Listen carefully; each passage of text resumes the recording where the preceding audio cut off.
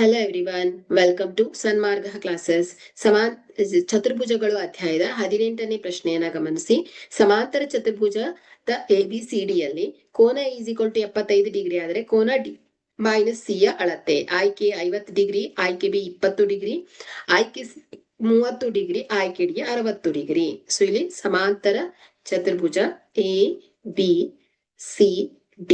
So ಕೋನ A is equal to 75 degree ಇದೆ. So ಇಲ್ಲಿ ಕೋನ ಸಿ ಕೂಡ 75 ಡಿಗ್ರಿನೇ ಇರುತ್ತೆ. ಓಕೆ, ಹಾಗಾದ್ರೆ ಇಲ್ಲಿ ಕೋನ ಪಿ ಅನ್ನ ಫೈಂಡ್ ಔಟ್ ಮಾಡ್ಬೋದು, ಯಾಕಂದ್ರೆ ಪಾರ್ಶ್ವ ಕೋನಗಳಾಗತ್ತೆ. ಸೊ ಪಾರ್ಶ್ವ ಕೋನಗಳು 180 ಡಿಗ್ರಿ ಮೈನಸ್ 75 ಡಿಗ್ರಿ. ಸೊ ಇದೆಷ್ಟು ಬರುತ್ತೆ? 105 ಡಿಗ್ರಿ ಬರುತ್ತೆ. ಸೊ ಇದರ ಅಭಿಮುಖ ಕೋನ ಇದು ಕೂಡ 105 ಡಿಗ್ರಿ ಇರುತ್ತೆ. ಸೊ ಈಗ ನಾವಿಲ್ಲಿ ಕೋನ ಡಿ ಮೈನಸ್ ಸಿ ಅನ್ನ ಫೈಂಡ್ ಔಟ್ ಮಾಡ್ಬೇಕು. ಸೊ ಕೋನ D minus C. Okay, so ಹಾಗಾದ್ರೆ ಕೋನ ಡಿ ಎಷ್ಟಿದೆ? 105 degree minus 75 degree. So 0. So 30 degree ಬರುತ್ತೆ. ಓಕೆ, ಹಾಗಾದ್ರೆ ಇಲ್ಲಿ ಕೋನ ಡಿ ಮೈನಸ್ ಸಿ ದ ಅಳತೆ ಏನ್ ಹೇಳಿ 30 ಡಿಗ್ರಿ ಆಗತ್ತೆ. ಸೊ ಆಯ್ಕೆ ಸಿ ಸರಿಯಾಗಿದೆ.